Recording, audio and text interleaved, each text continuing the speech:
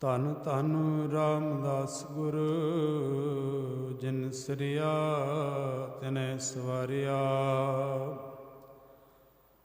ਪੂਰੀ ਹੋਈ ਕਰਾਮਾਤ ਆਪ ਸਿਰਜਣ ਹਾਰੇ ਧਰਿਆ। ਪੂਰੀ ਹੋਈ ਕਰਾਮਾਤ ਆਪ ਸਿਰਜਣ ਹਾਰੇ ਧਰਿਆ।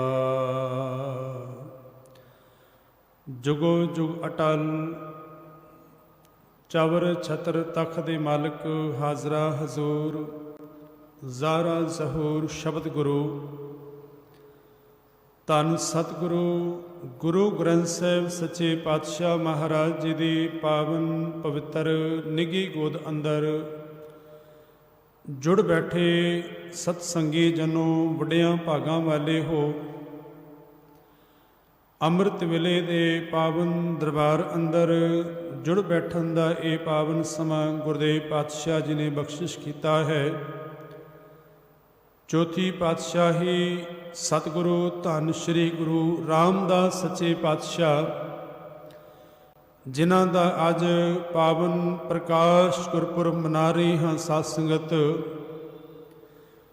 ਜਿਤਨੇ ਵੀ ਸ਼ਰੀਰ ਗੁਰੂ ਪਾਤਸ਼ਾਹ ਦੀ ਪਾਵਨ ਹਜ਼ੂਰੀ ਅੰਦਰ ਜੁੜ ਬੈਠੇ ਹੋ, ਮਨੋ ਬਿਰਤੀਆਂ ਇਕਾਗਰ ਕਰਦਿਆਂ ਫਤਿਹ ਨਾਲ ਸਾਂਝ ਪਾਓ। ਆਖੋ ਜੀ ਵਾਹਿਗੁਰੂ ਜੀ ਕਾ ਖਾਲਸਾ ਵਾਹਿਗੁਰੂ ਜੀ ਕੀ ਫਤਿਹ। ਸਤਿਗੁਰੂ ਧੰਨ ਸ਼੍ਰੀ ਗੁਰੂ ਰਾਮਦਾਸ ਸੱਚੇ ਪਾਤਸ਼ਾਹ ਲਾਹੌਰ ਚੂਨਾ ਮੰਡੀ ਪਿਤਾ ਸਤਿਕਾਰਯੋਗ ਹਰਿਦਾਸ ਜੀ ਔਰ ਮਾਤਾ ਦਇਆ ਕੌਰ ਦੀ ਕੁੱਖ ਤੋਂ ਗੁਰਦੇਵ ਪਾਤਸ਼ਾਹ ਦਾ ਆਗਮਨ ਹੋਇਆ। ਸਤਿਗੁਰੂ ਗੁਰੂ ਰਾਮਦਾਸ ਸੱਚੇ ਪਾਤਸ਼ਾਹ ਮਹਾਰਾਜ ਲਾਹੌਰ ਦੀ ਧਰਤੀ ਦੇ ਉੱਪਰ ਗੁਰਦੇਵ ਦਾ ਆਗਮਨ ਹੋਇਆ ਤੇ ਸਾਧ ਸੰਗਤ ਸੱਚ ਜਾਣਨਾ ਮਾਂ ਅਜੇ 2 ਸਾਲ ਹੋਏ ਸਨ ਬੱਚੇ ਨੂੰ ਸੰਸਾਰ 'ਚ ਆਇਆ। ਮਾਤਾ ਦਇਆ ਕੌਰ ਨੇ ਅਜੇ ਦਇਆ ਭਰਨੀ ਸੀ, ਪਰ ਡਾਢੇ ਮਾਲਕ ਨੂੰ ਕੁਝ ਹੋਰ ਭਾਂਦਾ ਸੀ ਤੇ ਮਾਤਾ ਦਇਆ ਕੌਰ ਸੰਸਾਰ ਤੋਂ ਰੁਖਸਤ ਕਰਕੇ ਚਲੇ ਗਏ, ਸੰਸਾਰ ਤੋਂ ਚਲੇ ਗਏ। ਉਸ ਬੱਚੇ ਦੇ ਉੱਪਰ ਕੀ ਬੀਤੀ ਹੋਏਗੀ ਜਿਸ ਦੀ 2 ਸਾਲ ਦੀ ਮਾਂ ਚਲੀ ਜਾਏ। ਅਜੇ 2 ਸਾਲ ਦੀ ਅਰਬਲਾ ਹੋਈ ਸੀ, ਮਾਂ ਚਲੀ ਗਈ। 7 ਸਾਲ ਦੀ ਅਰਬਲਾ ਹੋਈ ਤੇ ਪਿਤਾ ਹਰਦਾਸ ਜੀ ਸੰਸਾਰ ਤੋਂ ਚਲੇ ਗਏ। ਲੋਕਾਂ ਨੇ ਇਹ ਕਹਿਣਾ ਸ਼ੁਰੂ ਕਰ ਦਿੱਤਾ ਕਿ ਜੇਠਾ ਅਨਾਥ ਹੋ ਗਿਆ, ਇਸ ਦੇ ਸਿਰ ਦੇ ਅੱਜ ਨਾ ਮਾਂ ਹੈ ਨਾ ਬਾਪ ਹੈ। ਮਾਂ ਬਾਪ ਦਾ ਸਿਰ ਤੋਂ ਆਸਰਾ ਚੁੱਕਿਆ ਗਿਆ। ਸਾਧ ਸੰਗਤ ਔਰ ਇਤਨਾ ਵੱਡਾ ਪਰਿਵਾਰ ਹੋਣ ਦੇ ਬਾਵਜੂਦ ਵੀ ਭਾਵੇਂ ਕਿ ਜੇਠਾ ਜੀ ਦੇ ਗੁਰੂ ਰਾਮਦਾਸ ਸੱਚੇ ਪਾਤਸ਼ਾਹ ਜੀ ਦੇ ਚਾਚੇ ਤਾਏ ਸਨ, ਹੋਰ ਬੜਾ ਪਰਿਵਾਰ ਸੀ, ਪਰ ਕਿਸੇ ਨੇ ਵੀ ਜੇਠੇ ਦੀ ਬਾਹ ਨਹੀਂ ਪਕੜੀ। ਘਰ ਦੀਆਂ ਜਿਹੜੀਆਂ ਹੋਰ ਚਾਚੀਆਂ ਤਾਈਆਂ ਸਨ, ਉਹਨਾਂ ਨੇ ਆਪਣੇ ਪਤੀ ਨੂੰ ਇਹ ਗੱਲ ਕਹਿ ਦਿੱਤੀ ਕਿ ਕਿਰੇ ਜੇਠੇ ਨੂੰ ਸੰਭਾਲਣ ਦੀ ਹਾਮਲ ਨਾ ਕਰਦੇ ਹੋ। ਤੇ ਬਾਸਰਕੇ ਤੋਂ ਨਾਨੀ ਆਈ ਸੀ, ਜਦੋਂ ਕਿਸੇ ਨੇ ਬਾਹ ਨਾ ਪਕੜੀ ਤੇ ਬਾਸਰਕੇ ਤੋਂ ਆਈ ਨਾਨੀ ਨੇ ਜੇਠੇ ਨੂੰ ਆਪਣੇ ਨਾਲ ਤੋਰ ਲਿਆ। ਸਾਧ ਸੰਗਤ ਲੋਕੀ ਆਖਣ ਲੱਗੇ ਕਿ ਅੱਜ ਲਾਹੌਰ ਦੇ ਵਿੱਚੋਂ ਜੇ ਕੋਈ ਬੇਘਰ ਹੋਇਆ ਹੈ ਤੇ ਉਹ ਜੇਠਾ ਹੋ ਗਿਆ, ਕਿ ਜੇਠੇ ਦਾ ਅੱਜ ਘਰ ਨਹੀਂ ਰਿਹਾ, ਜੇਠਾ ਬੇਸਹਾਰਾ ਹੋ ਗਿਆ। ਇੱਥੋਂ ਤੱਕ ਸਿਰ ਦੇ ਉੱਪਰ ਮਾਂ ਬਾਪ ਨਹੀਂ, ਇਹ ਅਨਾਥ ਹੋ ਗਿਆ। ਜਦੋਂ ਗੁਰੂ ਨਾਨਕ ਸੱਚੇ ਪਾਤਸ਼ਾਹ ਦੀ ਬਾਣੀ ਪੜ੍ਹਦੇ ਹਨ ਤੇ ਗੁਰਦੇਵ ਪਾਤਸ਼ਾਹ ਨੇ ਲਾਹੌਰ ਦੇ ਬਾਰੇ ਇਹ ਬਚਨ ਕਹੇ ਸਨ। ਮਹਾਰਾਜ ਆਖਣ ਲੱਗੇ ਲਾਹੌਰ ਸ਼ਹਿਰ ਜ਼ਹਿਰ ਕਹਿਰ ਸਵਾ ਪਹਿਰ। ਇਤਿਹਾਸਕਾਰ ਇਹ ਆਖਦੇ ਨੇ ਕਿ ਗੁਰੂ ਨਾਨਕ ਸੱਚੇ ਪਾਤਸ਼ਾਹ ਔਰ ਮਰਦਾਨਾ ਜਦੋਂ ਲਾਹੌਰ ਪਹੁੰਚੇ, ਅੰਮ੍ਰਿਤ ਵੇਲੇ ਦਾ ਵੇਲਾ, ਜਦੋਂ ਬੰਦਗੀ ਦਾ ਵੇਲਾ ਹੈ, ਉਸ ਵੇਲੇ ਪਸ਼ੂਆਂ ਦੀ ਹੱਤਿਆ ਕੀਤੀ ਜਾ ਰਹੀ ਸੀ ਤੇ ਪਸ਼ੂ ਕੁਰਲਾ ਰਹੇ ਸਨ। ਤੇ ਬਾਬੇ ਨਾਨਕ ਨੇ ਆਖਿਆ ਮਰਦਾਨਿਆ ਦੇਖ, ਇਸ ਵੇਲੇ ਰੱਬ ਦੀ ਬੰਦਗੀ ਦਾ ਵੇਲਾ ਹੈ, ਪਰ ਇਸ ਲਾਹੌਰ ਦੇ ਵਿੱਚ ਜ਼ਹਿਰ ਵਰਤ ਰਿਹਾ ਹੈ, ਕਹਿਰ ਹੋ ਰਿਹਾ ਹੈ। ਲਾਹੌਰ ਸ਼ਹਿਰ ਜ਼ਹਿਰ ਕਹਿਰ। ਇਤਿਹਾਸਕਾਰ ਇੱਥੋਂ ਤੱਕ ਆਖਦੇ ਨੇ ਕਿ ਕਿ ਬਾਬਰ ਨੇ ਚੌਥਾ ਹਮਲਾ ਕੀਤਾ ਤੇ ਰਤਨਾ ਵਰਗੇ ਕੀਮਤੀ ਸਰੀਰ ਕੱਟ ਕੇ ਰੱਖ ਦਿੱਤੇ ਤੇ ਬਾਬੇ ਨਾਨਕ ਨੇ ਇਹ ਸ਼ਬਦ ਉਚਾਰਨ ਕੀਤਾ ਸੀ। ਪਰ ਉਸੇ ਲਾਹੌਰ ਦੇ ਬਾਰੇ ਧੰਨ ਗੁਰੂ ਅਮਰਦਾਸ ਮਹਾਰਾਜ ਆਪਣੀ ਰਸਨਾ ਦੇ ਰਾਹੀਂ ਇਹ ਬੋਲ ਉਜਾਗਰ ਕਰਦੇ ਨੇ। ਮਹਾਰਾਜ ਆਖਦੇ ਨੇ ਕਿ ਲਾਹੌਰ ਸ਼ਹਿਰ ਅੰਮ੍ਰਿਤਸਰ ਸਿਫਤੀ ਦਾ ਘਰ, ਕਿ ਉਹ ਸਿਫਤਾਂ ਦਾ ਘਰ ਬਣ ਗਿਆ। ਕਦੋਂ? ਜਦੋਂ ਸਤਿਗੁਰੂ ਗੁਰੂ ਰਾਮਦਾਸ ਸੱਚੇ ਪਾਤਸ਼ਾਹ ਇਸ ਲਾਹੌਰ ਸ਼ਹਿਰ ਦੇ ਵਿੱਚ ਆ ਕੇ ਅੰਮ੍ਰਿਤਸਰ ਦਾ ਮੁੱਢ ਬਣਿਆ ਗੁਰਦੇਵ ਪਾਤਸ਼ਾਹ ਨੇ। ਕਿਉਂਕਿ ਸਿੱਖੀ ਦਾ ਜਿਹੜਾ ਚੌਥਾ ਕੇਂਦਰ ਹੈ ਉਹ ਅੰਮ੍ਰਿਤਸਰ ਹੈ। ਬਾਬੇ ਨਾਨਕ ਨੇ ਕਰਤਾਰਪੁਰ ਵਸਾਇਆ, ਗੁਰੂ ਅੰਗਦ ਦੇਵ ਸੱਚੇ ਪਾਤਸ਼ਾਹ ਨੇ ਖਡੂਰ ਸਾਹਿਬ ਵਸਾਇਆ, ਗੁਰੂ ਅਮਰਦਾਸ ਸੱਚੇ ਪਾਤਸ਼ਾਹ ਨੇ ਗੋਬਿੰਦਵਾਲ ਵਸਾਇਆ ਤੇ ਚੌਥੀ ਪਾਤਸ਼ਾਹੀ ਨੇ ਅੰਮ੍ਰਿਤਸਰ ਦਾ ਪਾਵਨ ਉਹ ਸਥਾਨ, ਭਾਵੇਂ ਕਿ ਅੱਜ ਲਾਹੌਰ ਪਾਕਿਸਤਾਨ ਦੇ ਚਲਾ ਗਿਆ, ਪੰਜਾਬ ਦਾ ਉਹ ਅੰਮ੍ਰਿਤਸਰ ਜਿਹੜਾ ਹੈ ਉਹ ਵੱਖਰੇ ਵੱਖਰੇ ਹੋ ਗਏ, ਪਰ ਇਹ ਲਾਹੌਰ ਔਰ ਅੰਮ੍ਰਿਤਸਰ ਇੱਕੋ ਥਾਂ, ਕਹਿ ਲਵਾਂ ਕਿ ਇੱਕੋ ਥਾਂ ਦੇ ਉੱਪਰ ਸਨ। ਇੱਕੋ ਸੰਸਾਰ ਦੇ ਵਿੱਚ ਇਹ ਭਾਰਤ ਦਾ ਟੁਕੜਾ ਸੀ।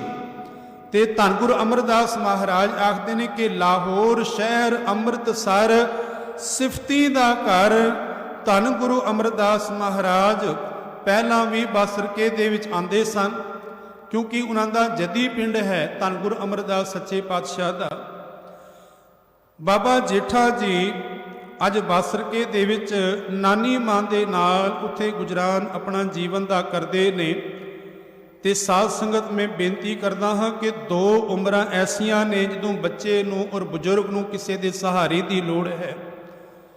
ਜਵਾਨੀ ਦੇ ਵਿੱਚ ਮਨੁੱਖ ਬੜੇ ਹੱਥ ਪੈਰ ਮਾਰ ਲੈਂਦਾ ਹੈ, ਪਰ ਬਚਪਨ ਦੇ ਵਿੱਚ ਵੀ ਸਹਾਰੇ ਦੀ ਲੋੜ ਹੈ ਔਰ ਬੁਢੇਪੇ ਦੇ ਵਿੱਚ ਵੀ ਸਹਾਰੇ ਦੀ ਲੋੜ ਹੈ।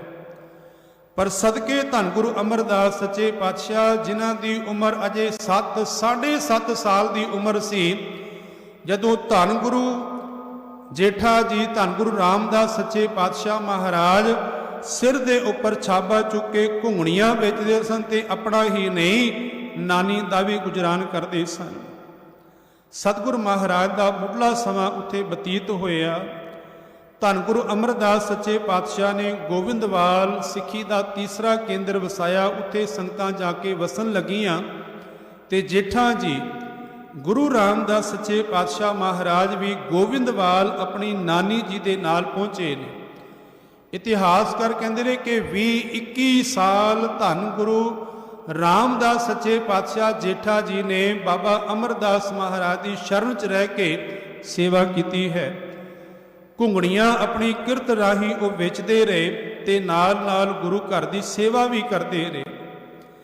ਧੰਨ ਸਤਿਗੁਰੂ ਗੁਰੂ ਅਮਰਦਾਸ ਮਹਾਰਾਜ ਦੀ ਪਾਵਨ ਚਰਨ ਸ਼ਰਨ ਰਹਿ ਕੇ ਬਾਬਾ ਜੇਠਾ ਜੀ ਧੰਨ ਗੁਰੂ ਰਾਮਦਾਸ ਸੱਚੇ ਪਾਤਸ਼ਾਹ ਦਾ ਜੀਵਨ ਜਿਹੜਾ ਹੈ ਉਹ ਅੱਗਾਂ ਵੱਧ ਰਿਹਾ ਹੈ। ਤੇ ਇੱਕ ਦਿਨ ਦੀ ਵਾਰਤਾ ਹੈ, ਭਰ ਜਵਾਨੀ ਦੇ ਵਿੱਚ ਨੇ ਜੇਠਾ ਜੀ ਸਤਿਕਾਰਯੋਗ ਮਾਤਾ ਜੀ ਮਨਸਾ ਦੇਵੀ ਜੀ ਗੁਰੂ ਅਮਰਦਾਸ ਮਹਾਰਾਜ ਦੇ ਘਰੋਂ ਆਖਣ ਲੱਗੇ ਕਿ ਬੱਚੀ ਭਾਨੀ ਦਾ ਵਿਆਹ ਕਰਨਾ ਹੈ। ਦੋ ਬੱਚੀਆਂ ਸਨ, ਇੱਕ ਸੀ ਦਾਨੀ, ਇੱਕ ਸੀ ਭਾਨੀ। ਦਾਨੀ ਜੀ ਦਾ ਪਹਿਲਾ ਵਿਆਹ ਰਾਮਾ ਜੀ ਦੇ ਨਾਲ ਹੋ ਗਿਆ। ਭਾਨੀ ਜੀ ਦਾ ਵਿਆਹ ਕਰਨਾ ਹੈ ਤੇ ਕੋਈ ਯੋਗ ਵਰ ਹੋਵੇ, ਅੱਛਾ ਵਰ ਹੋਵੇ, ਪਰ ਹੋਵੇ ਜੇਠੇ ਵਰਗਾ। ਕਿਉਂਕਿ ਜੇਠਾ ਜੀ ਰੋਜ਼ਾਨਾ ਸੇਵਾ ਕਰਿਆ ਕਰਦੇ ਸਨ, ਨਿਮਰਤਾ ਦੇ ਘਰ ਦੇ ਰਹਿੰਦੇ ਸਨ ਤੇ ਸਤਿਕਾਰਯੋਗ ਮਾਤਾ ਮਨਸਾ ਦੇਵੀ ਜੀ ਨੇ ਇਹ ਬਚਨ ਕੀਤੇ। ਆਖਣ ਲੱਗੇ ਬੱਚਾ ਤੇ ਹੋਏ, ਵਰ ਤੇ ਹੋਏ, ਪਰ ਹੋਵੇ ਕੇਵਲ ਜੇਠੇ ਵਰਗਾ। ਧੰਨ ਗੁਰੂ ਅਮਰਦਾਸ ਮਹਾਰਾਜ ਮੁਸਕਰਾ ਕੇ ਆਖਣ ਲੱਗੇ ਜੇਠੇ ਵਰਗਾ ਤੇ ਜੇਠਾ ਹੀ ਹੋ ਸਕਦਾ ਹੈ, ਰਾਮਦਾਸ ਵਰਗਾ ਕੇਵਲ ਰਾਮਦਾਸ ਹੀ ਹੋ ਸਕਦਾ ਹੈ, ਕੋਈ ਹੋਰ ਨਹੀਂ। ਤੇ ਮਨਸਾ ਦੇਵੀ ਨੇ 3 ਬਚਨ ਕੀਤੇ। ਆਖਣ ਲੱਗੀ ਨਾਥ ਜੀ, ਹੇ ਮੇਰੇ ਸਿਰ ਦੇ ਸਰਤਾਜਾ, ਜਦੋਂ ਵੀ ਰਿਸ਼ਤਾ ਕਰੋ 3 ਗੱਲ ਤੇ ਹੋਣੀਆਂ ਚਾਹੀਦੀਆਂ, 3 ਗੱਲਾਂ ਦਾ ਧਿਆਨ ਰੱਖਣਾ ਚਾਹੀਦਾ। ਸਭ ਤੋਂ ਪਹਿਲਾਂ ਉਹਦਾ ਘਰ-ਬਾਰ ਕੀ ਹੈ, ਦੂਸਰਾ ਉਹਦੇ ਰੋਜੀ ਰੋਟੀ ਦਾ ਕੀ ਪ੍ਰਬੰਧ ਹੈ, ਤੇ ਤੀਸਰਾ ਉਹਦਾ ਖਾਨਦਾਨ ਕੀ ਹੈ। ਧੰਨ ਗੁਰੂ ਅਮਰਦਾਸ ਮਹਾਰਾਜ ਆਖਣ ਲੱਗੇ ਕਿ ਤੂੰ ਜੇਠੇ ਦਾ ਅੱਜ ਘਰ ਦੇਖ ਰਹੀ ਹੈ, ਘਰ-ਬਾਰ। ਹੋ ਸਕਦਾ ਹੈ ਕਿ ਦੁਨੀਆ ਦੇ ਕਿਸੇ ਨੂੰ ਜਦੋਂ ਸਹਾਰਾ ਨਾ ਮਿਲੇ ਤੇ ਉਹ ਜੇਠੇ ਦੇ ਘਰ ਵੱਲ ਤੱਕੇ ਔਰ ਜੇਠੇ ਦੇ ਘਰ ਨੂੰ ਸਹਾਰਾ ਮਿਲ ਜਾਏ, ਜਿਸ ਨੂੰ ਭੱਟ ਕੀਰਤ ਜੀ ਆਖਦੇ ਨੇ ਕਿ ਇੱਕ ਅਰਦਾਸ ਭੱਟ ਕੀਰਤ ਕੀ ਗੁਰੂ ਰਾਮਦਾਸ ਰਾਖੋ ਸ਼ਰਨਾਈ। ਲੋਕੀ ਆਖਦੇ ਸਨ ਕਿ ਜੇਠੇ ਦਾ ਘਰ-ਬਾਰ ਨਹੀਂ ਰਿਹਾ, ਪਰ ਸਾਧ ਸੰਗਤ ਜਿਨ੍ਹਾਂ ਨੂੰ ਅੱਜ ਦੁਨੀਆ ਦੇ ਕੋਈ ਸਹਾਰਾ ਨਾ ਮਿਲੇ ਨਾ, ਉਹ ਧੰਨ ਗੁਰੂ ਰਾਮਦਾਸ ਸੱਚੇ ਪਾਤਸ਼ਾਹ ਦੀ ਸ਼ਰਨ ਵਿੱਚ ਜਾ ਕੇ ਅਰਦਾਸ ਕਰਦੇ ਨੇ, ਮੇਰਾ ਮਾਲਕ ਉਹਨਾਂ ਨੂੰ ਸਹਾਰਾ ਦਿੰਦਾ ਹੈ। ਰਹੀ ਗੱਲ ਰੋਜੀ ਰੋਟੀ ਦੀ, ਜਿਹਨੂੰ ਦੁਨੀਆ ਦੇ ਕੋਈ ਰੋਟੀ ਨਾ ਦੇਗਾ, ਉਸ ਨੂੰ ਧੰਨ ਗੁਰੂ ਰਾਮਦਾਸ ਸੱਚੇ ਪਾਤਸ਼ਾਹ ਦੇ ਚਰਨਾਂ ਦੇ ਵਿੱਚੋਂ ਪ੍ਰਸ਼ਾਦਾ ਛਕਣ ਨੂੰ ਮਿਲੇਗਾ। ਸਿਆਣੇ ਇਹ ਗੱਲ ਆਖਦੇ ਨੇ ਕਿ ਅੰਮ੍ਰਿਤਸਰ ਦੀ ਧਰਤੀ ਦੇ ਉੱਪਰ ਰਾਤੀ ਕੋਈ ਭੁੱਖਾ ਨਹੀਂ ਸੌਂਦਾ। ਦੁਨੀਆ ਦੇ ਵਿੱਚ ਬਹੁਤੀਆਂ ਥਾਵਾਂ ਨੇ, ਪਰ ਭਾਵੇਂ ਉਹ ਰੁਜ਼ਗਾਰ ਕਰਨ ਵਾਲੇ, ਕਿਰਤ ਕਰਨ ਵਾਲੇ, ਰਿਕਸ਼ਾ ਚਲਾਉਣ ਵਾਲੇ ਜੋ ਵੀ ਨੇ, ਉਹ ਰਾਤੀ ਭੁੱਖੇ ਨਹੀਂ ਸੌਂਦੇ। ਧੰਨ ਗੁਰੂ ਰਾਮਦਾਸ ਸੱਚੇ ਪਾਤਸ਼ਾਹ ਦੇ ਦਰ ਦੇ ਉੱਪਰ ਉਹ ਪ੍ਰਸ਼ਾਦਾ ਛਕ ਕੇ ਸੌਂਦੇ ਨੇ। ਜਿਹਨੂੰ ਰੋਟੀ ਦਾ ਪ੍ਰਬੰਧ ਨਹੀਂ ਹੋਏਗਾ, ਗੁਰੂ ਰਾਮਦਾਸ ਸੱਚੇ ਪਾਤਸ਼ਾਹ ਦੇ ਘਰੋਂ ਉਹਨਾਂ ਨੂੰ ਰੋਟੀ ਖਾਣ ਨੂੰ ਪ੍ਰਾਪਤ ਹੋਏਗੀ। ਤੀਸਰਾ ਆਖਦੇ ਕਿ ਖਾਨਦਾਨ, ਤੇ ਆਖਣ ਕਿ ਖਾਨਦਾਨ ਵਾਲੇ ਇਹ ਨਾ ਜਾਣ ਕਿ ਸਾਡੇ ਖਾਨਦਾਨ ਸਦਾ ਚੱਲਣ ਵਾਲੇ ਨੇ, ਪਰ ਮਾਲਕ ਦੀ ਕਿਰਪਾ ਦੇ ਨਾਲ ਉਹ ਸਮਾਂ ਬਣੇ। ਹਰ ਕੋਈ ਸੋਚੇਗਾ ਕਿ ਧੰਨ ਗੁਰੂ ਰਾਮਦਾਸ ਸੱਚੇ ਪਾਤਸ਼ਾਹ ਦੇ ਖਾਨਦਾਨ ਸੋਢੀਆਂ ਦੇ ਨਾਲ ਸਾਡਾ ਵੀ ਸੰਜੋਗ ਬਣ ਜਾਏ। ਇਹ ਲੋਚੇਗਾ ਹਰ ਕੋਈ। ਮਾਲਕ ਦੀ ਕੁਦਰਤ ਨਾਲ ਸਤਿਕਾਰਯੋਗ ਧੰਨ ਗੁਰੂ ਅਮਰਦਾਸ ਮਹਾਰਾਜ ਨੇ ਆਪਣੀ ਬੱਚੀ ਬੀਬੀ ਭਾਨੀ ਜੀ ਦਾ ਵਿਆਹ ਜੇਠਾ ਜੀ ਦੇ ਨਾਲ ਕਰ ਦਿੱਤਾ। ਸਾਧ ਸੰਗਤ ਇੱਥੇ ਬੇਨਤੀ ਕਰਾਂ, ਅਸੀਂ ਵੀ ਜਦੋਂ ਪਰਿਵਾਰ ਦੇ ਬੱਚਿਆਂ ਦਾ ਵਿਆਹ ਕਰਨਾ ਹੁੰਦਾ ਹੈ ਨਾ, ਬੜਾ ਕੁਝ ਦੇਖਦੇ ਹਾਂ ਕਿ ਕੋਠੀਆਂ ਕਾਰਾਂ ਹੈ ਕਿ ਨਹੀਂ, ਉਹਦੇ ਕਾਰੋਬਾਰ ਨੂੰ ਦੇਖਦੇ ਹਾਂ ਕਿ ਕਿਤਨੀਆਂ ਕੋਠੀਆਂ ਨੇ, ਕਿਤਨੀਆਂ ਕਾਰਾਂ ਨੇ, ਕਿਤਨਾ ਧਨ ਦੌਲਤ ਹੈ। ਪਰ ਅੱਜ ਸਿੱਖਣ ਦੀ ਲੋੜ ਹੈ ਕਿ ਧੰਨ ਗੁਰੂ ਅਮਰਦਾਸ ਮਹਾਰਾਜ ਨੇ ਆਪਣੇ ਜਿਗਰੇ ਦਾ ਟੁਕੜਾ ਭਾਨੀ ਜੀ ਰਾਮਾ ਜੀ ਦੇ ਨਾਲ ਔਰ ਸਤਿਕਾਰਯੋਗ ਜੇਠਾ ਜੀ ਦੇ ਨਾਲ ਜੇ ਉਹਨਾਂ ਦਾ ਆਨੰਦ ਕਾਰਜ ਕਰਵਾਇਆ, ਤੇ ਉਹਨਾਂ ਨੇ ਉਹਨਾਂ ਦੇ ਗੁਣਾਂ ਨੂੰ ਦੇਖਿਆ ਸੀ ਕਿ ਬੱਚਾ ਕਿਤਨਾ ਬਾਣੀ ਦੇ ਨਾਲ ਜੁੜਿਆ ਹੈ, ਮਾਲਕ ਦੇ ਚਰਨਾਂ ਦੇ ਨਾਲ ਕਿਤਨਾ ਜੁੜਿਆ ਹੋਇਆ ਹੈ। ਔਰ ਜੇ ਜਵਾਈ ਹੋਏ ਤੇ ਜਵਾਈ ਵਿੱਚ ਗੁਣ ਵੀ ਧੰਨ ਗੁਰੂ ਅਮਰਦਾਸ ਮਹਾਰਾਜ ਆਖਦੇ ਨੇ ਕਿ ਰਾਮਦਾਸ ਵਰਗੇ ਹੋਣ। ਅਜੋਕੇ ਸਮੇਂ ਦੇ ਅੰਦਰ ਜੇ ਕਿਸੇ ਦੇ ਘਰ ਜਵਾਈ ਆ ਜਾਏ ਨਾ, ਤੇ ਘਰ ਵਾਲਿਆਂ ਨੂੰ ਇਹ ਫਿਕਰ ਹੀ ਪਈ ਰਹਿੰਦੀ ਹੈ ਕਿ ਕਿਧਰੇ ਜਵਾਈ ਨਾਰਾਜ਼ ਨਾ ਹੋ ਜਾਏ। ਉਹਦੀ ਨਾਰਾਜ਼ਗੀ ਨੂੰ ਦੇਖ ਕੇ ਉਹਦੀਆਂ ਹਰ ਇੱਕ ਮੰਗਾਂ ਪੂਰੀਆਂ ਕੀਤੀਆਂ ਜਾਂਦੀਆਂ ਨੇ। ਪਰ ਸਦਕੇ ਜਾਵਾਂ ਧੰਨ ਗੁਰੂ ਰਾਮਦਾਸ ਸੱਚੇ ਪਾਤਸ਼ਾਹ, ਤੁਸੀਂ ਵੀ ਜਵਾਈ ਰਹੇ ਔਰ ਜਵਾਈ ਵੀ ਧੰਨ ਗੁਰੂ ਅਮਰਦਾਸ ਮਹਾਰਾਜ ਦੇ ਦਰ ਦੇ ਉੱਪਰ ਰਹੇ। ਪਰ ਧੰਨ ਗੁਰੂ ਰਾਮਦਾਸ ਸੱਚੇ ਪਾਤਸ਼ਾਹ ਨੇ ਆਪਣੇ ਆਪ ਨੂੰ ਜਵਾਈ ਨਹੀਂ, ਆਪਣੇ ਆਪ ਨੂੰ ਸੇਵਕ ਜਾਣ ਕੇ ਤੇ ਧੰਨ ਗੁਰੂ ਅਮਰਦਾਸ ਮਹਾਰਾਜ ਨੂੰ ਗੁਰੂ ਨਾਨਕ ਜਾਣ ਕੇ ਸੇਵਾ ਕੀਤੀ। ਜਦੋਂ ਲਾਹੌਰ ਤੋਂ ਸੋਢੀਆਂ ਦੇ ਪਰਿਵਾਰ ਆਏ ਸਨ ਤੇ ਉਹਨਾਂ ਨੇ ਆ ਕੇ ਦੇਖਿਆ ਕਿ ਜੇਠੇ ਨੇ ਸਿਰ ਦੇ ਉੱਪਰ ਗਾਰੇ ਦੀ ਪਾਰੀ ਚੁੱਕੀ ਹੋਈ ਹੈ, ਖਾਰੀ ਚੁੱਕੀ ਹੋਈ ਹੈ ਜੇਠੇ ਨੇ। ਤੇ ਉਹਨਾਂ ਨੇ ਆ ਕੇ ਧੰਨ ਗੁਰੂ ਅਮਰਦਾਸ ਮਹਾਰਾਜ ਨੂੰ ਆਖਿਆ ਕਿ ਗੁਰੂ ਜੀ, ਤੁਸੀਂ ਆਪਣੇ ਜਵਾਈਆਂ ਨੂੰ ਇਸ ਤਰ੍ਹਾਂ ਰੱਖਦੇ ਹੋ? ਜਵਾਈਆਂ ਦਾ ਤੇ ਬੜਾ ਮਾਣ ਹੁੰਦਾ ਹੈ, ਬੜੀ ਇੱਜ਼ਤ ਕੀਤੀ ਜਾਂਦੀ ਹੈ, ਪਰ ਧੰਨ ਗੁਰੂ ਅਮਰਦਾਸ ਮਹਾਰਾਜ ਤੁਹਾਡਾ ਜਵਾਈ ਰਾਮਦਾਸ ਤੇ ਖਾਰੀਆਂ ਚੁੱਕ ਰਿਹਾ ਹੈ, ਮਿੱਟੀ ਚੁੱਕ ਰਿਹਾ ਹੈ। ਤੇ ਉਸ ਵੇਲੇ ਧੰਨ ਗੁਰੂ ਰਾਮਦਾਸ ਸੱਚੇ ਪਾਤਸ਼ਾਹ ਕੁਝ ਨਾ ਬੋਲੇ।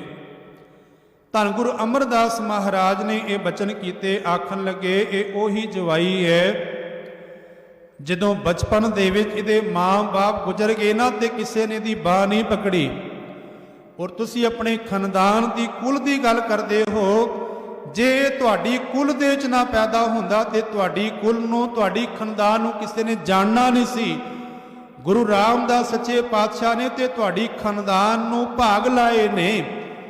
ਇਹ ਨਾ ਦੇਖੋ ਇਹਨੇ ਸਿਰ ਦੇ ਉੱਪਰ ਖਾਰਾ ਚੁੱਕਿਆ ਹੋਇਆ ਹੈ, ਮੈਨੂੰ ਤੇ ਰਾਮਦਾਸ ਦੇ ਸਿਰ ਦੇ ਉੱਪਰ ਛਤਰ ਨਜ਼ਰ ਆਉਂਦਾ, ਤੁਹਾਨੂੰ ਕੇਵਲ ਖਾਰਾ, ਤੁਹਾਨੂੰ ਕੇਵਲ ਟੋਕਰਾ ਨਜ਼ਰ ਆਉਂਦਾ ਹੋਏਗਾ। ਸਤਿਗੁਰੂ ਧੰਨ ਗੁਰੂ ਰਾਮਦਾਸ ਸੱਚੇ ਪਾਤਸ਼ਾਹ ਮਹਾਰਾਜ ਨਿਰੰਤਰ ਧੰਨ ਗੁਰੂ ਅਮਰਦਾਸ ਮਹਾਰਾਜ ਦੀ ਸੇਵਾ 'ਚ ਰਹੇ। ਅਨਮਤ ਵਾਲਿਆਂ ਨੇ ਅਕਬਰ ਦੇ ਦਰਬਾਰ ਦੇ ਵਿੱਚ ਪਹੁੰਚ ਕੀਤੀ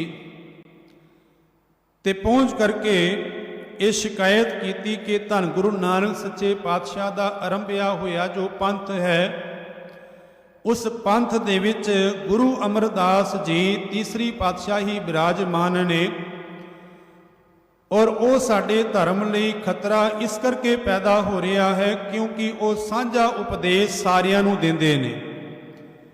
ਕਿਉਂਕਿ ਧਾਰਮਿਕ ਗ੍ਰੰਥਾਂ ਦਾ ਉਪਦੇਸ਼ ਵਰਨ ਵਨ ਅਨੁਸਾਰ ਸਾਰਿਆਂ ਨੂੰ ਵੱਖਰਾ ਵੱਖਰਾ ਦਿੱਤਾ ਜਾਂਦਾ ਸੀ, ਪਰ ਇਸ ਘਰ ਦੇ ਤੇ ਖੱਤਰੀ ਬ੍ਰਾਹਮਣ ਸ਼ੂਦ ਵੈਸ ਉਪਦੇਸ਼ ਚੋ ਵਰਨਾ ਕੋ ਸਾਂਝਾ, ਇੱਥੇ ਤੇ ਸਾਂਝਾ ਉਪਦੇਸ਼ ਦਿੱਤਾ ਜਾ ਰਿਹਾ ਹੈ। ਧੰਨ ਗੁਰੂ ਅਮਰਦਾਸ ਮਹਾਰਾਜ ਦੇ ਦਰ ਦੇ ਉੱਪਰ ਇੱਕੋ ਪੰਗਤ ਦੇ ਵਿੱਚ ਲੰਗਰ ਛਕਾਇਆ ਜਾਂਦਾ ਹੈ ਕਿਉਂਕਿ ਗੁਰਦੇਵ ਦਾ ਬਚਨ ਸੀ, ਪਹਿਲੇ ਪੰਗਤ ਪਾਛੇ ਸੰਗਤ। ਪਹਿਲੇ ਪੰਗਤ ਹੀ ਚੱਕ ਕੇ ਜੇ ਅਕਬਰ ਬਾਦਸ਼ਾਹ ਵੀ ਆਇਆ, ਪਹਿਲੇ ਪ੍ਰਸ਼ਾਦਾ ਛਕਿਆ, ਫਿਰ ਗੁਰੂ ਅਮਰਦਾਸ ਮਹਾਰਾਜ ਦੀ ਸ਼ਰਨ 'ਚ ਆਇਆ। ਤੇ ਅਕਬਰ ਦੇ ਦਰਬਾਰ ਦੇ ਵਿੱਚ ਫਿਰ ਚਿੱਠੀ ਪੱਤਰ ਪਹੁੰਚਿਆ ਧੰਨ ਗੁਰੂ ਅਮਰਦਾਸ ਮਹਾਰਾਜ ਦੇ ਦਰ ਦੇ ਉੱਪਰ ਕਿ ਕੁਝ ਸ਼ੰਕਾਵਾਦੀਆਂ ਦੇ ਸ਼ੰਕੇ ਨੇ, ਉਹਨਾਂ ਨੂੰ ਨਿਵਰਤ ਕਰਨ ਲਈ ਕੋਈ ਨਾਮੁੰਦਾ ਕੋਈ ਸੇਵਕ ਭੇਜਿਆ ਜਾਏ। ਧੰਨ ਗੁਰੂ ਅਮਰਦਾਸ ਮਹਾਰਾਜ ਨੇ ਇਹ ਡਿਊਟੀ, ਇਹ ਸੇਵਾ ਰਾਮਦਾਸ ਜੀ ਜੇਠਾ ਜੀ ਦੀ ਲਗਾਈ। ਜੇਠਾ ਜੀ ਹੱਥ ਜੋੜ ਕੇ ਆਖਣ ਲੱਗੇ, ਦਾਤਾ ਸਰੀਰ ਭਾਵੇਂ ਜੇਠੇ ਦਾ ਵਰਤ ਲੈਣਾ, ਪਰ ਕਿਰਪਾ ਮਹਾਰਾਜ ਆਪ ਜੀ ਦੀ ਹੀ ਚਾਹੀਦੀ ਹੈ, ਤੁਸੀਂ ਕਿਰਪਾ ਕਰਨਾ ਸਤਿਗੁਰੂ ਪਾਤਸ਼ਾਹ।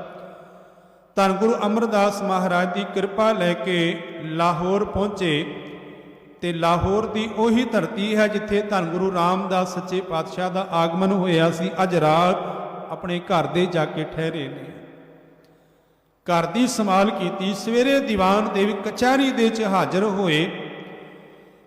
ਗੁਰਦੇਵ ਪਾਤਸ਼ਾਹ ਦੀ ਕਿਰਪਾ ਦੇ ਨਾਲ ਸ਼ੰਕਾਵਾਦੀਆਂ ਦੇ ਸ਼ੰਕੇ ਨਿਵਰਤ ਕੀਤੇ ਤੇ ਜਦੋਂ ਵਾਪਸ ਤੁਰਨ ਲੱਗੇ ਨਾ, ਸੋਚਿਆ ਧੰਨ ਗੁਰੂ ਰਾਮਦਾਸ ਸੱਚੇ ਪਾਤਸ਼ਾਹ ਨੇ ਕਿ ਗੋਬਿੰਦਵਾਲ ਦੀ ਧਰਤੀ ਉੱਪਰ ਧੰਨ ਗੁਰੂ ਅਮਰਦਾਸ ਮਹਾਰਾਜ ਦੇ ਚਰਨਾਂ ਦੇ ਵਿੱਚ ਜਾਣਾ ਹੈ, ਕੁਝ ਲੈ ਕੇ ਜਾਵਾਂ। ਇਹ ਮਰਿਆਦਾ ਹੈ, ਜਦੋਂ ਤੁਸੀਂ ਵੀ ਗੁਰੂ ਘਰ ਆਉਂਦੇ ਹੋ ਨਾ ਤੇ ਆਪਣੇ ਕੋਲੋਂ ਆਪਣੀ ਸਮਰੱਥਾ ਮੁਤਾਬਕ ਕੁਝ ਨਾ ਕੁਝ ਭੇਟਾ ਰੱਖੀ ਜਾਂਦੀ ਹੈ। ਜੇਠਾ ਜੀ ਨੇ ਮਨ ਬਣਾਇਆ ਕਿ ਕੁਝ ਭੇਟਾ ਲੈ ਕੇ ਜਾਵਾਂ, ਕੋਈ ਚੀਜ਼ ਲੈ ਕੇ ਜਾਵਾਂ। ਬਾਜ਼ਾਰ ਦੇ ਚ ਗਏ, ਕੱਪੜਿਆਂ ਦੀਆਂ ਦੁਕਾਨਾਂ ਨੇ, ਕੱਪੜੇ ਦੀ ਦੁਕਾਨ ਦੇ ਵਿੱਚ ਇੱਕ ਕੱਪੜਾ ਪਸੰਦ ਕੀਤਾ ਤੇ ਜਦੋਂ ਮੁੱਲ ਪੁੱਛਿਆ ਨਾ, ਸਾਧ ਸੰਗਤ ਆਪਣੀ ਸਮਰੱਥਾ ਤੋਂ ਵੱਧ ਸੀ, ਇਤਨੇ ਪੈਸੇ ਨਹੀਂ ਸਨ। ਉਹ ਕੱਪੜਾ ਉੱਥੇ ਛੋੜ ਕੇ ਅੱਗੇ ਦੁਕਾਨਾਂ ਵੱਲ ਗਏ, ਉੱਥੋਂ ਫਿਰ ਅੰਬ ਖਰੀਦ ਲਏ। ਸੋਚਿਆ ਕਿ ਮੇਰੀ ਇਹੀ ਭੇਟਾ ਗੁਰੂ ਪਾਤਸ਼ਾਹ ਦੇ ਚਰਨਾਂ 'ਚ ਭੇਟਾ ਕਰ ਦਿਆਂਗਾ। ਅੰਬ ਖਰੀਦੇ, ਅੰਬ ਖਰੀਦ ਕੇ ਤੁਰੇ ਨੇ। ਅਜੋਕੇ ਸਮੇਂ ਅੰਦਰ ਤੇ ਸਾਡੇ ਕੋਲ ਬੜੇ ਸਾਧਨ ਨੇ, ਉਸ ਵੇਲੇ ਪੈਦਲ ਤੁਰਿਆ ਕਰਦੇ ਸਨ, ਪੈਦਲ ਯਾਤਰਾ ਕੀਤੀ ਜਾਂਦੀ ਸੀ। ਅੰਬ ਲੈ ਕੇ ਤੁਰੇ ਨੇ ਤੇ ਇਤਿਹਾਸ ਕਹਿੰਦਾ ਹੈ ਕਿ ਬੇਮੌਸਮੇ ਅੰਬ ਸਨ, ਰਸ ਚੋਣ ਲੱਗਾ ਅੰਬਾਂ ਦੇ ਵਿੱਚੋਂ ਤੇ ਜੇਠਾ ਜੀ ਨੇ ਧੰਨ ਗੁਰੂ ਅਮਰਦਾਸ ਮਹਾਰਾਜ ਦੇ ਚਰਨਾਂ ਦੇ ਅਰਦਾਸ ਕੀਤੀ, ਦਾਤਾ ਇਹ ਗਰੀਬ ਦੀ ਭੇਟਾ ਤੁਸੀਂ ਕਬੂਲ ਕਰਨਾ, ਛਕਣ ਭਾਵੇਂ ਮੈਂ ਆਪ ਹੀ ਲੱਗਾ ਹਾਂ, ਪਰ ਇਹ ਭੇਟਾ ਮੈਂ ਤੁਹਾਨੂੰ ਹੀ ਭੇਟਾ ਕਰ ਰਿਹਾ। ਅੰਬ ਛਕ ਲਏ। ਜਦੋਂ ਕੁਝ ਦਿਨਾਂ ਬਾਅਦ ਗੁਰਦੇਵ ਪਾਤਸ਼ਾਹ ਦੀ ਹਜ਼ੂਰੀ ਦੇ ਵਿੱਚ ਗੋਬਿੰਦਵਾਲ ਪਹੁੰਚੇ, ਦਰਬਾਰ ਦੇ ਬਾਹਰ ਖੜੇ ਨੇ ਤੇ ਧੰਨ ਗੁਰੂ ਅਮਰਦਾਸ ਮਹਾਰਾਜ ਦੀ ਨਜ਼ਰ ਪਈ। ਆਖਣ ਲੱਗੇ, ਜੇਠਿਆ ਆ ਗਏ ਤੂੰ। ਹੱਥ ਜੋੜ ਕੇ ਗੁਰਦੇਵ ਪਾਤਸ਼ਾਹ ਦੇ ਅੱਗੇ ਹਾਜ਼ਰ ਹੋਏ। ਮਹਾਰਾਜ ਆਖਣ ਲੱਗੇ ਕਿ ਜੇਠਿਆ ਕੀ ਹੋਇਆ? ਆਖਣ ਲੱਗੇ, ਗੁਰਦੇਵ ਪਾਤਸ਼ਾਹ ਆਪ ਜੀ ਦੀ ਰਹਿਮਤ ਕਿਰਪਾ ਨਾਲ, ਇੱਥੇ ਵੀ ਕੋਈ ਹੋਮੈ ਨਹੀਂ ਹੈ, ਕਿ ਆਪ ਜੀ ਦੀ ਅਨਾਇਤ ਕਿਰਪਾ ਦੇ ਨਾਲ ਗੁਰੂ ਘਰ ਦੀ ਜਿੱਤ ਹੋਈ ਹੈ। ਮਹਾਰਾਜ ਸਹਿਜ ਸੁਭਾਏ ਆਖਣ ਲੱਗੇ, ਜੇਠਿਆ ਇਤਨੇ ਦੂਰ ਗਏ, ਤੈਨੂੰ ਮੇਰੀ ਯਾਦ ਨਹੀਂ ਆਈ? ਮੇਰੇ ਵਾਸਤੇ ਕੁਝ ਲੈ ਕੇ ਨਹੀਂ ਆਇਆ? ਇਹ ਕਹਿਣ ਦੀ ਦੇਰ ਸੀ, ਜੇਠਾ ਜੀ ਜਾਰੋ ਜਾਰ ਰੋਣ ਲੱਗ ਪਏ। ਅੱਖਾਂ ਦੇ ਵਿੱਚ ਹੰਝੂ ਨੇ। ਆਖਣ ਲੱਗੇ, ਗੁਰਦੇਵ ਪਾਤਸ਼ਾਹ ਮੈਂ ਆਪ ਜੀ ਦੇ ਚਰਨਾਂ ਦੇ ਵਿੱਚ ਅੱਖਾਂ ਆਪਣੀਆਂ ਨੀਵੀਆਂ ਕੀਤੀਆਂ ਨੇ, ਮੇਰੀ ਨਜ਼ਰ ਨਹੀਂ ਮਿਲਦੀ, ਕਿਉਂਕਿ ਜਿਹੜੀ ਭੇਟਾ ਜਿਹੜਾ ਬਸਤਰ ਮੈਂ ਪਸੰਦ ਕੀਤਾ ਸੀ ਉਹ ਤੁਸੀਂ ਪਾਈ ਬੈਠੇ ਹੋ। ਹੁਣ ਦੇਖੋ ਮਾਲਕ ਦੀ ਕਿਰਪਾ, ਜਿਹੜਾ ਬਸਤਰ ਗੁਰਦੇਵ ਪਾਤਸ਼ਾਹ ਨੇ ਪਸੰਦ ਕੀਤਾ ਦੇਖਿਆ ਸੀ, ਉਹ ਬਸਤਰ ਧੰਨ ਗੁਰੂ ਅਮਰਦਾਸ ਮਹਾਰਾਜ ਨੇ ਪਾਇਆ ਹੋਇਆ ਹੈ। ਤੇ ਧੰਨ ਗੁਰੂ ਅਮਰਦਾਸ ਆਖਣ ਲੱਗੇ ਕੇਵਲ ਬਸਤਰ ਹੀ ਨਹੀਂ, ਜਿਹੜੇ ਤੂੰ ਅੰਬ ਖਾਦੇ ਨੇ ਸਾਡੇ ਤੱਕ ਉਹ ਵੀ ਪਹੁੰਚ ਗਏ ਨੇ। ਇਹ ਭਾਵਨਾ ਹੈ ਗੁਰੂ ਕੇ ਸਿੱਖ ਦੀ। ਹੁਣ ਸਤਿਗੁਰੂ ਪਾਤਸ਼ਾਹ ਨੇ ਆਪਣੇ ਸਿੱਖ ਦੀ ਪਰਖ ਕਰਨੀ ਹੈ। ਬਾਬੇ ਨਾਨਕ ਨੇ ਭਾਈ ਲਹਿਣੇ ਦੀ ਪਰਖ ਕੀਤੀ ਤੇ ਪਰਖ ਕਰਕੇ ਜਦੋਂ ਸੋਨਾ ਸ਼ੁੱਧ ਹੋ ਗਿਆ ਤੇ ਆਪਣੇ ਗਲ ਨਾਲ ਲਾ ਕੇ ਅੰਗਤ ਕਰ ਦਿੱਤਾ। ਧੰਨ ਗੁਰੂ ਅਮਰਦਾਸ ਮਹਾਰਾਜ ਨੇ ਧੰਨ ਗੁਰੂ ਰਾਮਦਾਸ ਸੱਚੇ ਪਾਤਸ਼ਾਹ ਦੀ ਹੁਣ ਪਰਖ ਕਰਨੀ ਹੈ। ਇਤਿਹਾਸ ਆਖਦਾ ਹੈ ਕਿ ਥੜੇ ਬਣਾਉਣ ਦਾ ਹੁਕਮ ਹੋਇਆ। ਥੜੇ ਬਣਨੇ ਸ਼ੁਰੂ ਹੋਏ। ਇੱਕ ਪਾਸੇ ਰਾਮਾ ਜੀ, ਦੂਸਰੇ ਪਾਸੇ ਜੇਠਾ ਜੀ ਥੜੇ ਬਣਾਉਂਦੇ ਨੇ। ਭਾਈ ਸੰਤੋਖ ਸਿੰਘ ਜੀ ਚੂੜਾਮਣੀ ਲਿਖਦੇ ਨੇ ਕਿ 3 ਦਿਨਾਂ ਤੋਂ ਬਾਅਦ ਰਾਮਾ ਜੀ ਨੇ ਹੱਥ ਜੋੜ ਕੇ ਆਖਿਆ, ਦਾਤਾ ਤੁਹਾਡੀ ਉਮਰ ਬੜੀ ਹੋ ਗਈ ਹੈ, ਤੁਸੀਂ ਸਵੇਰੇ ਜੋ ਥੜਾ ਦੱਸ ਕੇ ਜਾਂਦੇ ਹੋ ਸ਼ਾਮ ਤੱਕ ਉਸੇ ਤਰ੍ਹਾਂ ਬਣਾਉਂਦੇ ਆ, ਪਰ ਤੁਸੀਂ ਆਪ ਕਹਿ ਕੇ ਭੁੱਲ ਜਾਂਦੇ ਹੋ, ਸਾਡੇ ਕੋਲੋਂ ਹੁਣ ਥੜਾ ਉਹ ਨਹੀਂ ਬਣੇਗਾ। ਰਾਮਾ ਜੀ 3 ਦਿਨਾਂ ਬਾਅਦ ਹੱਥ ਜੋੜ ਕੇ ਇੱਕ ਪਾਸੇ ਹੋ ਗਏ। ਪਰ ਸਤਿਕਾਰਯੋਗ ਜੇਠਾ ਜੀ ਧੰਨ ਗੁਰੂ ਰਾਮਦਾਸ ਸੱਚੇ ਪਾਤਸ਼ਾਹ ਮਹਾਰਾਜ ਚੌਥੇ ਦਿਨ ਵੀ ਥੜਾ ਬਣਾਇਆ, 5ਵੇਂ ਦਿਨ ਵੀ ਥੜਾ ਬਣਾਇਆ, 6ਵੇਂ ਦਿਨ ਵੀ ਤੇ 7ਵੇਂ ਦਿਨ ਵੀ। ਧੰਨ ਗੁਰੂ ਅਮਰਦਾਸ ਮਹਾਰਾਜ ਸਵੇਰੇ ਦੱਸ ਕੇ ਜਾਂਦੇ ਨੇ, ਸ਼ਾਮੀ ਆ ਕੇ ਕਹਿੰਦੇ ਨੇ ਥੜਾ ਚੰਗਾ ਨਹੀਂ ਬਣਿਆ, ਢਾ ਦਿਓ। ਅੱਜ 7ਵੇਂ ਦਿਨ ਬਣਿਆ ਹੋਇਆ ਥੜਾ ਜਦੋਂ ਕਹਿਣ ਲੱਗੇ ਚੰਗਾ ਨਹੀਂ ਬਣਿਆ ਤੇ ਜੇਠਾ ਜੀ ਨੇ ਇੱਟਾਂ ਚੁੱਕਣੀਆਂ ਸ਼ੁਰੂ ਕੀਤੀਆਂ। ਤੇ ਧੰਨ ਗੁਰੂ ਅਮਰਦਾਸ ਮਹਾਰਾਜ ਆਖਣ ਲੱਗੇ, ਜੇਠਿਆ ਕੋਈ ਸਵਾਲ ਨਹੀਂ, ਕੋਈ ਜਵਾਬ ਨਹੀਂ, ਬਸ ਕੇਵਲ ਇੱਕੋ ਬਚਨ, 7 ਵਚਨ। ਉਹ ਆਖਣ ਲੱਗਾ, ਮਹਾਰਾਜ ਮੇਰੇ ਵਿੱਚ ਹੀ ਕਮੀ ਹੈ, ਤੁਸੀਂ ਰੋਜ਼ ਸਵੇਰੇ ਸਮਝਾ ਕੇ ਜਾਂਦੇ ਹੋ, ਪਰ ਮੇਰੀ ਮੱਤ ਥੋੜੀ ਹੈ। ਜਿਸ ਤਰ੍ਹਾਂ ਦਾ ਤੁਸੀਂ ਥੜਾ ਬਣਾਉਣਾ ਚਾਹੁੰਦੇ ਹੋ ਉਸ ਤਰ੍ਹਾਂ ਦਾ ਥੜਾ ਮੇਰੇ ਕੋਲ ਨਹੀਂ ਬਣਦਾ ਕਿ ਤੂੰ ਸਮਰੱਥ ਵੱਡਾ, ਮੇਰੀ ਮੱਤ ਥੋੜੀ। ਨਾਮ ਪਾਲੇ ਅਕਿਰਤ ਕਣਾ ਪੂਰਨ ਦ੍ਰਿਸ਼ਟ ਤੇਰੀ ਨਾ। ਧੰਨ ਗੁਰੂ ਅਮਰਦਾਸ ਮਹਾਰਾਜ ਨੇ ਜੇਠੇ ਨੂੰ ਗੱਲ ਦੇ ਨਾਲ ਲਾ ਕੇ ਆਖਿਆ ਕਿ ਜੇਠਿਆ ਲੋਕ ਦੇਖਦੇ ਹੋਣਗੇ ਕਿ ਬਾਹਰ ਦੇ ਥੜੇ 1 ਦਿਨ 2 ਦਿਨ 4 ਦਿਨ 6-7 ਦਿਨ ਹੋ ਗਏ, ਪਰ ਮੈਂ ਦੇਖ ਰਿਹਾ ਕਿ ਅੰਦਰ ਥੜਾ ਬਣਿਆ ਕਿ ਨਹੀਂ ਬਣਿਆ, ਪਰ ਉਹ ਥੜਾ ਤੇਰੇ ਹਿਰਦੇ ਅੰਦਰ ਬਣ ਗਿਆ ਹੈ। ਉਹ ਨਿਮਰਤਾ ਦਾ ਥੜਾ ਬਣਿਆ। ਧੰਨ ਗੁਰੂ ਅੰਗਦ ਦੇਵ ਮਹਾਰਾਜ ਦੇ ਹਿਰਦੇ ਵਿੱਚ ਗੁਰੂ ਨਾਨਕ ਦਾ ਰੂਪ ਹੋ ਗਏ। ਗੁਰੂ ਅਮਰਦਾਸ ਮਹਾਰਾਜ ਦੇ ਹਿਰਦੇ ਥੜਾ ਬਣਿਆ ਤੇ ਗੁਰੂ ਨਾਨਕ ਦਾ ਰੂਪ ਹੋਏ। ਅੱਜ ਜੇਠਾ ਜੀ ਦੇ ਹਿਰਦੇ ਵਿੱਚ ਉਹ ਥੜਾ ਬਣਿਆ ਤੇ ਜੇਠਾ ਧੰਨ ਗੁਰੂ ਰਾਮਦਾਸ ਸੱਚੇ ਪਾਤਸ਼ਾਹ ਬਣ ਗਏ। ਗੁਰਦੇਵ ਪਾਤਸ਼ਾਹ ਨੇ ਹੁਕਮ ਕੀਤਾ ਕਿ ਸਾਰੀ ਤਿਆਰੀ ਕੀਤੀ ਜਾਏ ਗੁਰਤਾ ਗੱਦੀ ਦੀ। ਬਾਬਾ ਬੁੱਢਾ ਜੀ ਸਾਰੇ ਗੁਰਸਿੱਖਾਂ ਨੇ ਤਿਆਰੀ ਕੀਤੀ। ਇਤਿਹਾਸਕਾਰ ਆਖਦੇ ਨੇ ਕਿ 1.25 ਪਹਿਰ ਤਕਰੀਬਨ 3.25 ਘੰਟੇ ਸੰਗਤਾਂ ਧੰਨ ਗੁਰੂ ਰਾਮਦਾਸ ਸੱਚੇ ਪਾਤਸ਼ਾਹ ਨੂੰ ਨਮਸਕਾਰ ਕਰਦੀਆਂ ਰਹੀਆਂ ਲਾਈਨ ਲੱਗ ਕੇ। ਤਖਤ ਦੇ ਉੱਪਰ ਸੁਸ਼ੋਭਿਤ ਕੀਤਾ ਧੰਨ ਗੁਰੂ ਰਾਮਦਾਸ ਸੱਚੇ ਪਾਤਸ਼ਾਹ ਨੂੰ। ਤੇ ਧੰਨ ਗੁਰੂ ਅਮਰਦਾਸ ਮਹਾਰਾਜ ਆਖਣ ਲੱਗੇ, ਰਾਮਦਾਸ ਜੀਓ ਸੰਗਤਾਂ ਨੂੰ ਕੋਈ ਹੁਕਮ ਸੁਣਾਓ। ਤੇ ਧੰਨ ਗੁਰੂ ਰਾਮਦਾਸ ਮਹਾਰਾਜ ਨੇ ਇਹ ਬਚਨ ਕੀਤੇ ਸਨ ਕਿ ਜੋ ਹਮਰੀ ਬਿਦ ਹੋਤੀ ਮੇਰੇ ਸਤਿਗੁਰਾ, ਸਾਬਿਦ ਤੁਮ ਹਰ ਜਾਨੋ ਆਪੇ ਹਮ ਰੁਲਤੇ ਫਿਰਤੇ ਕੋਈ ਬਾਤ ਨਾ ਪੁੱਛਦਾ, ਗੁਰ ਸਤਿਗੁਰ ਸੰਗ ਕਿਰੇ ਹਮ ਥਾਪੇ।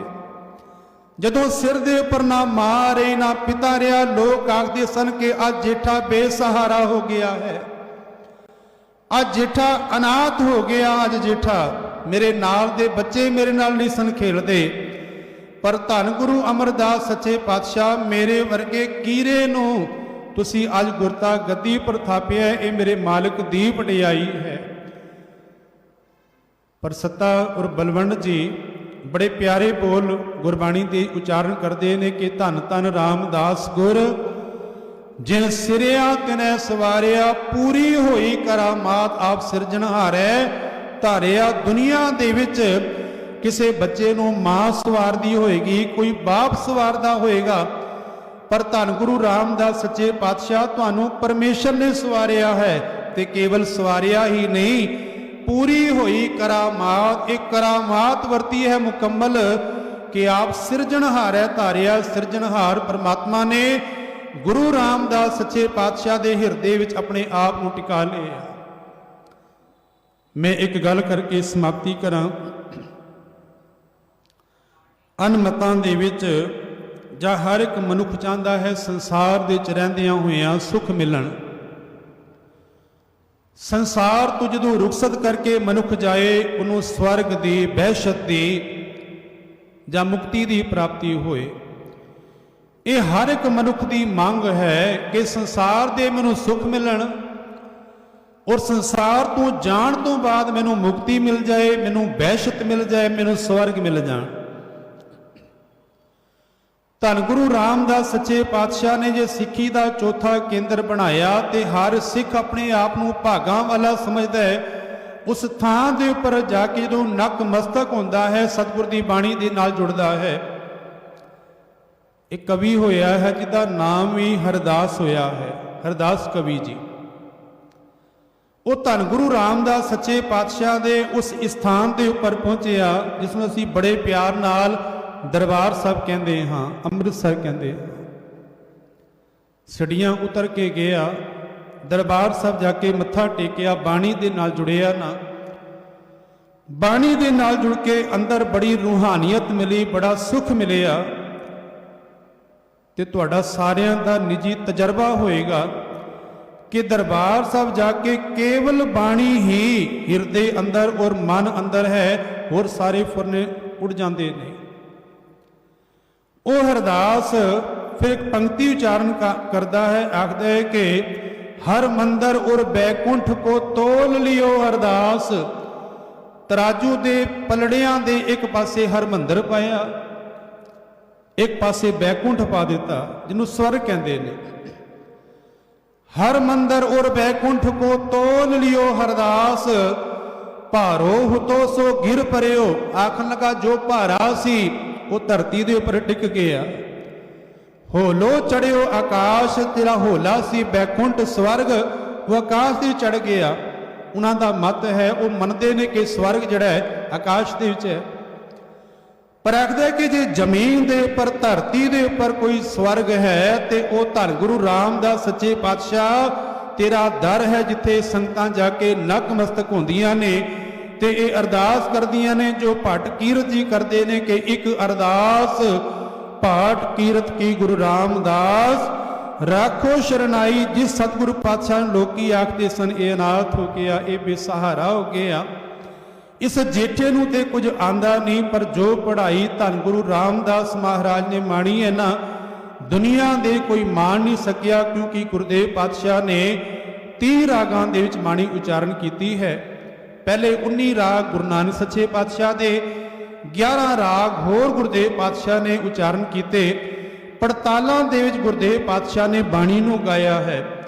8 वारां धन गुरु रामदास सच्चे पातशाह ने उच्चारण कीतियां ने। सतगुर कृपा करन ऐसे दीन दयाल पातशाह जिन्हां दा पावन प्रकाश गुरपुर नूं समर्पित ये दीवान ने।